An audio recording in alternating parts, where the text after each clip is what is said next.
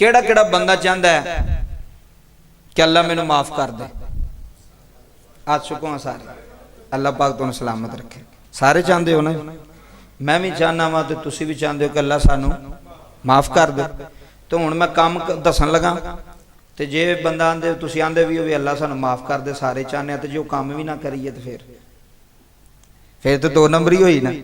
तां मैं तुहाडे हत्थ चुकाए ने भी गवाही बने, मस्जिद अल्लाह दे घर बैठे हो, तां वास्ते क्या वे हत्थ चुको भी पता लगे भी सारे बंदे इस चीज़ ते राजी हैं, तुसी सारे राजी। तुसां हत्थ चुक के आख्या जी असीं इस गल ते राजी हां कि असीं चाहने अल्लाह सानू की करे, माफ। मैं भी चाहना, तुसी भी चाह, छोटा जिहा बच्चा बैठा है ना जी, ये भी चाहता है, चिट्टी दाड़ी वाले बुजुर्ग बैठे ने, ये भी चाहते हैं कि अल्लाह सानू माफ कर दे। अल्लाह की कर दे सानू?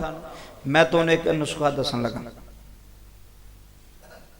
सिर्फ यह ही नुस्खा जुम्मे वाले दिन अपने दिल दे तख्ती ते ना घुट के बन के लै जाए, इंशाअल्लाह फिर काम बन जाएगा।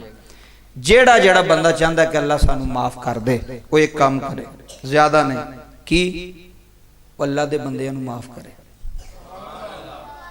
जिन्हों समझ आई सुभान अल्लाह भी तो नहीं आखनी।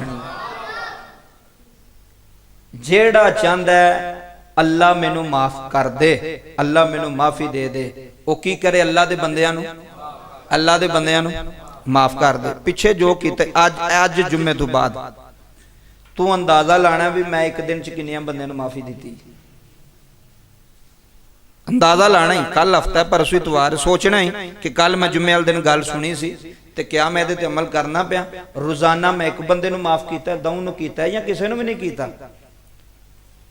तू अल्लाह दे बंदियां नू माफी देवेगा, अल्लाह तैनू माफी दे छड़ेगा, अल्लाह तैनू माफ कर छड़ेगा। लेकिन एक काम बहुत औखा है। मैं भी तुम मिंबरे रसूल ते बैठा, गल करनी सौखी है, तकरीर करनी सौखी है, लेकिन किसी नू माफ करना, किसी नू माफी देनी, ये बहुत औखा काम है। लेकिन जेड़ा ये काम करेगा, जेड़ा अल्लाह दे बंदियां नू माफ करेगा, जेड़ा मखलूके खुदा नू माफ करेगा, अल्लाह उसनू माफी अता फरमा छड़ेगा, अल्लाह उसनू माफ कर छड़ेगा। ए नुस्खा जे मेरे वास्ते भी तो तुहाडे वास्ते भी। हुण करोगे कि नहीं ये काम? तुसी आप ही पहला मैं तुहानू कहा ते तुसी आख्या वे असीं चाहने अल्लाह सानू माफ करे, तो हुण मैं कोई वड्डा काम तो नहीं दे, तुहानू ये तो नहीं कहा भी तहज्जुद पढ़िया करो उठ के, तुहानू ये तो नहीं कहा भी रोजाना हर जुम्मे 500 रुपया मस्जिद च दिया करो, कोई औखा काम नहीं, सिर्फ छोटा जिहा काम, मखलूके खुदा नू माफ कर, अल्लाह दे बंदियां नू माफ कर, तो फिर अल्लाह तैनू माफ करेगा। साडे बुजुर्ग गल